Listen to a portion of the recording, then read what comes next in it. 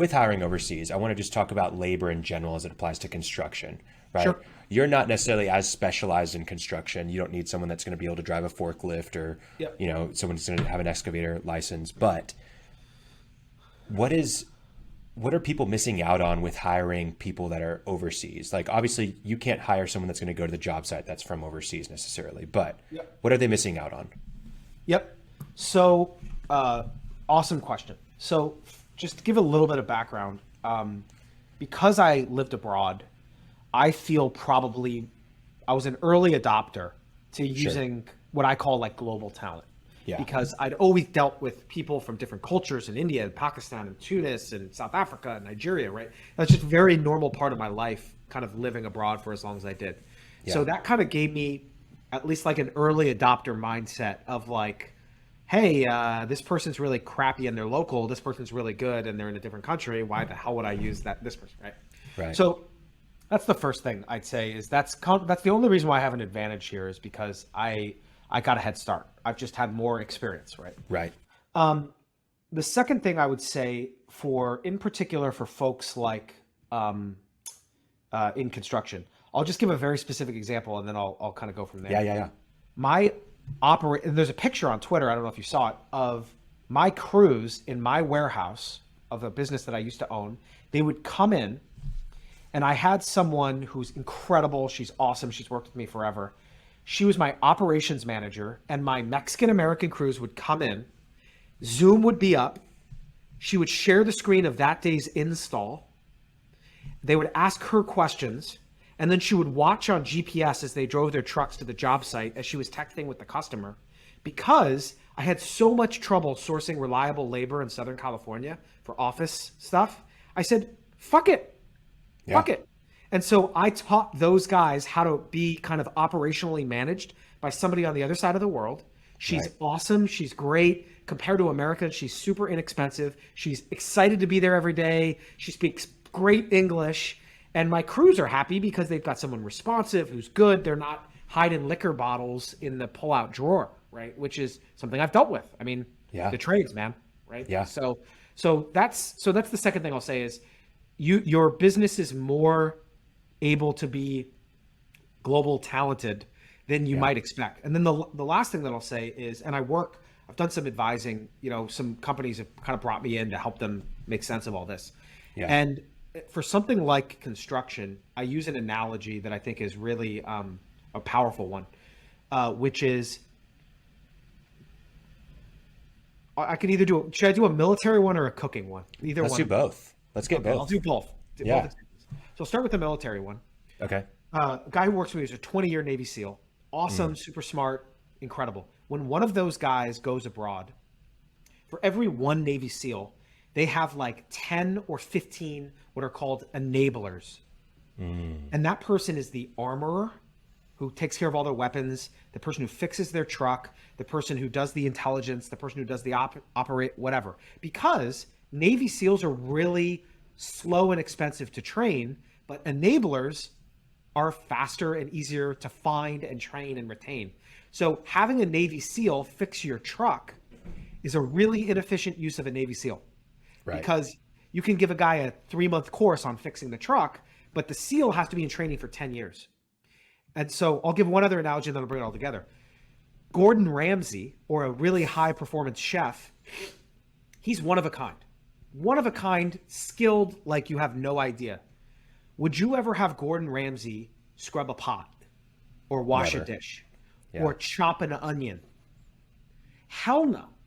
So he has a team of sous chefs, right? Or Yeah. prep cooks or dishwashers, and he's still there for that critical high skill piece.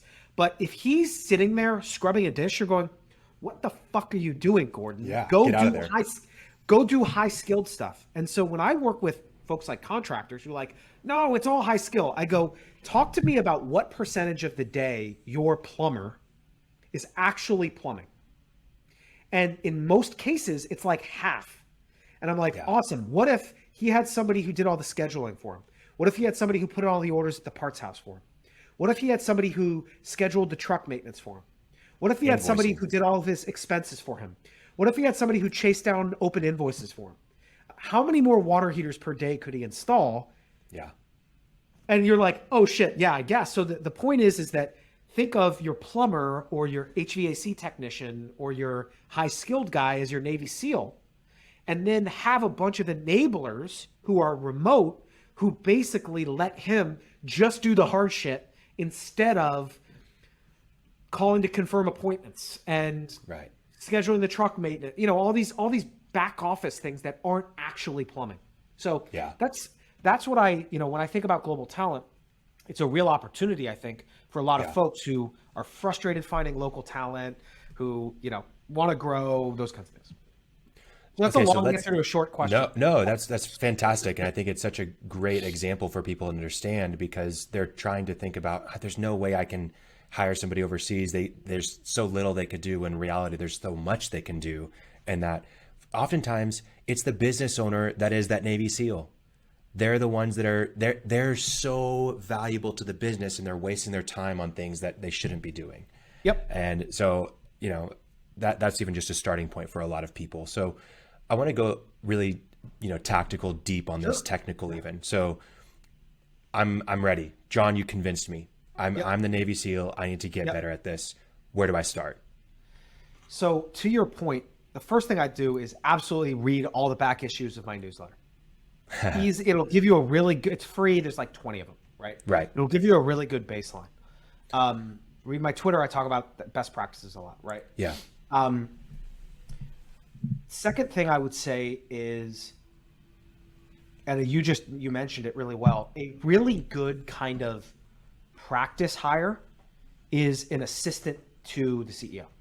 Okay. Because it's kind of like low stakes, and it lets you kind of warm up a bit, right? You get a feel for how to pay somebody abroad.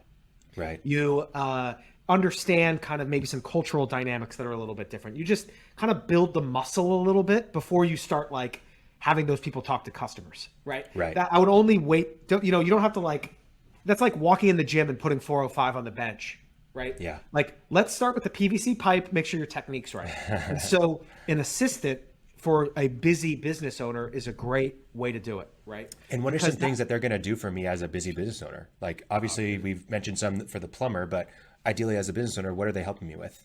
So I can talk about the things that I use, or I can talk about things that let's talk about it for you. Like, for you, how does your assistant work? Everything. So, scheduling meetings. This podcast was scheduled by my assistant. Responding to emails with standard responses that I've given her, right? Highlighting which emails are important that I need to review, which ones she can just kind of manage on her own. Right. Buying me things. I really use my assistant a lot for voice notes. So what is that? So voice notes very easily on an iPhone or an Android. You can hit record. And what I do is, I've got it. I'll show you my phone. I've got voice memos right there on my iPhone. Yep. And if I just hit voice notes, and I would literally send a message like this: "Hey, Jermaine, can you move my 4 p.m. meeting to 5 p.m.? Also, hop on Amazon and get me a new podcast microphone. By the way, I'm thinking about launching a new marketing campaign. Can you do some research on 3 Google pay-per-click vendors that work with construction companies?" Yep. Then magically, I just hit one button, it goes off to her, and within an hour, 2 hours, I get this beautiful email or Google document with everything that I wanted, and I was driving to my meeting just dictating essentially. And she knows how to process that and turn that into actions for me. So instead of me having to sit at a computer and get, really think through stuff, I can just rip off voice notes, and she knows what to do with them. I've trained her. And how long does that take to get to that point for you? It takes a little, you obviously and this is what I write about, right? But there's some skill in terms of learning to kind of use this talent pool the right way. But, what I'll tell people just to manage expectations is it takes more time before it takes less time. But then once you've figured it out, your business and your life will be changed forever. That's what I tell people. So it's like in the beginning, you're going to have another daily meeting because you need to get this person up to speed, right? You need to write some how do you like your voice notes? What kind of work do you need? Those kinds of things. However, once you've got that person trained, and you've built kind of a playbook for them to operate off of, you're going to go, holy crap, like, this is incredible. Yeah, this is way easier. These folks are $6 an hour. They're happy to be here. Right. They're awesome. They're excited. They're motivated. They're ready to go. So I'm definitely like a big fan of global talent.